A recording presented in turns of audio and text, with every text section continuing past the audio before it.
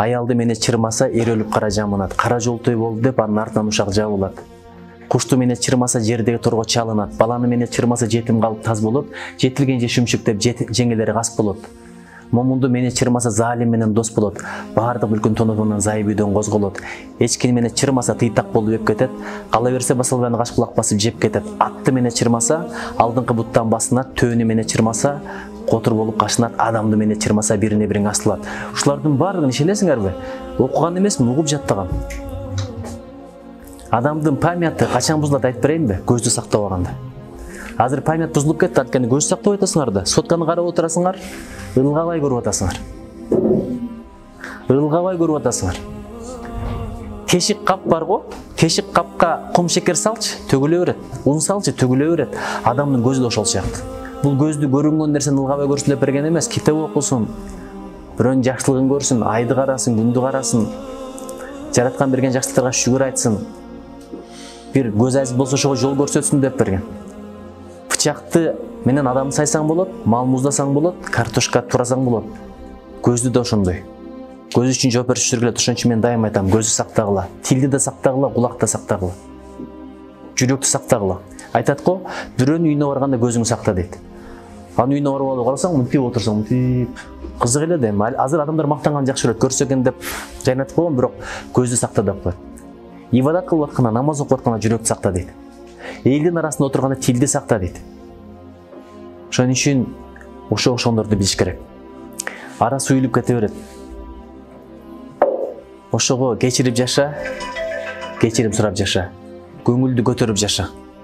Эң чоңсу кайгырып турган кишинин көңүлүн көтөрүш. Оңой эле. Жылмайып сүйлө. Өзүң бактылуу болмосоң, бирөөнү бактылуу боло албайсың. Кантип бактылуу болосуң эгер ибадат кылбасаң? Кантип бактылуу болосуң эгер эртең менен эрте турбасаң, кыймылдабасаң, аракет кылбасаң, максат коюп жашабасаң, үйрөнбөсөң, илим билим албасаң, спорт менен машыкпасаң, адамдарга жардам бербесең, садака, зекет бербесең, кантип бактылуу болосуң? Бактылуу болушунун бир гана жолу бар. Башкага биринчи бакыт тиле. Бактылуу болуш оңой эле. Мына байкеңерди карагыла. Ушул маалда келин баланын жанында чай ичип, сүйлөшүп отурса болот беле? Болот эле. Бирок бул силер жөнүндө кам көрүп атат. Ошон үчүн жүргөндөрү демдүү, шаңдуу, энергиясы көп. Жараткан Алла сенин пейлиңе, ниетиңе жараша күч кубат берет экен. Ниетиңе, пейлиңе жараша күч кубат берет экен. Анан бирдекени айтайынбы? Бирөөнүн катасын көп эле издей бербегиле. Адам бирөөнүн катасын издесе, андан кийин дагы бир күнөө кетирет. Кандай? Ошону бирөөгө айтып күнөө кылат. Бирөөнүн кемчилдигин бирөөгө айтсаң, бул чоң күнөө, акыретте жооп бересиң. Кыйбат деп коет. Эгерде айткың келсе өзүн айт, анда дагы мындай экенсиң деп айтпа, адам шагысынып калат. Андайсың, мындайсың дегенде адам напси көтөрө албайт. Пайгамбар алейхисаламдын эки небереси болгон. Бир аксакалдын даарат алганын көрүп, туура эмес алганын көрөт. Кантип айтат аксакал? Не деди элек, мына жериңиз туура эмес деп эле айтып коебуз го биз. Муну мынча керек, антыш керек. Сенин атаң эмес, чоң атаң менен тең кишиге кантип акыл үйрөтөсүң? Бул адепсиздик. Ошон үчүн айтат го, апаңа бир жакшылык сөз айткың келсе, апаңа сөзөдө турган кишини тап дейт. Болбосо бир жолу жумшак айтып көр, укпаса аркасынан дуа кыл дейт.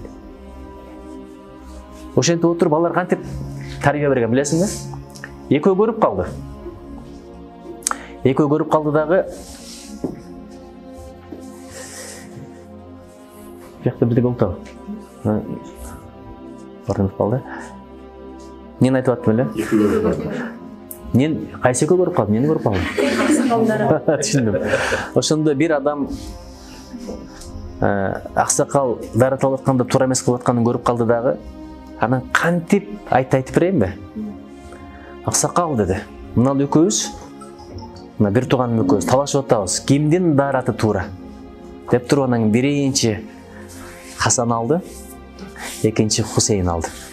Караса экөө оп-окшош туп-туура алып атат. Ана ошқа қарап тұр, өзінің қатыларын оңдап кеткен екен да. Бұл бирөөнүн кемшилдигин. Бизде мектептен баштап эле сен андайсың, мындайсың, асандан эмнең кем, мунун эки башы барбы? Сен келесиң мындан өрнөк ал деп биринчи классташтарды бирине бирин душман кылат экенбиз да. Ошентип жүрсө жагабы. Анан экинчи мына карап 5 алат. Молодец, сен 2 алып атасың. Качан адам болосуң, эшексиң, чочкосуң. Адамга эшексиң деп берсең акыры эшек болот. Анан кантип эшекте бирдеге бүтөсүң? Анан бул жакшы, бул жаман деп бөлүп отурганда кызганыч сезим пайда болот экен. Эмне үчүн бул адилеттүү эмес деп. Мен бирдекени айтайынбы? Алла Таала билет кимден сый урмат көрөсүң, 2 аларданбы, 5 алардан. Туурабы эжеке? Мына жактагы кээде безерлер келип кабар алып турат, туурабы? Сиз сыйлап, жакшы көрүп, дөпөлөгөндөр ошо бойдон унутат, кайдан көрдүм кара эшек дегендей. Кимден сый көрөсүң, бир Алла Таала билет.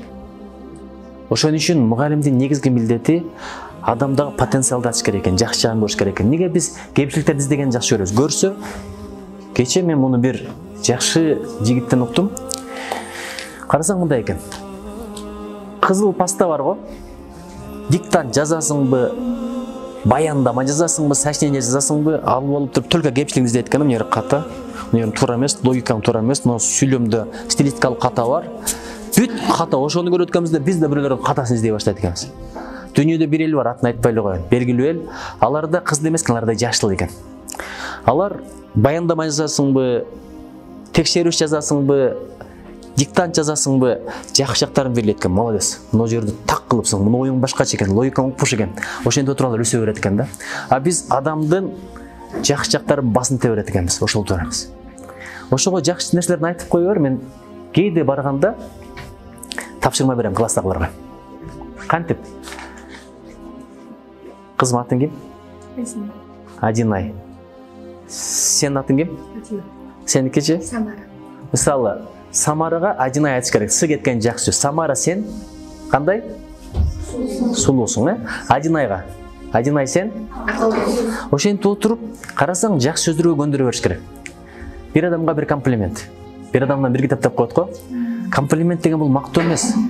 Комплимент жакшы, мактоо жаман. Анткени адамдын бетине мактасаң бар го, мойнун сындырган мен бар. Адам мактоого татыктуу эмес, бирок сен мактай берсең, ал ишенип алат экен да, ушундай экенин да. Анан келип алып бетине жаман сүйлөгөн да туура эмес. Ошон үчүн тоолордун ортосу бар го, ошол жери бийик болот. Ортолукту карманган жакшы болот. Ортолукту карманган жакшы болот.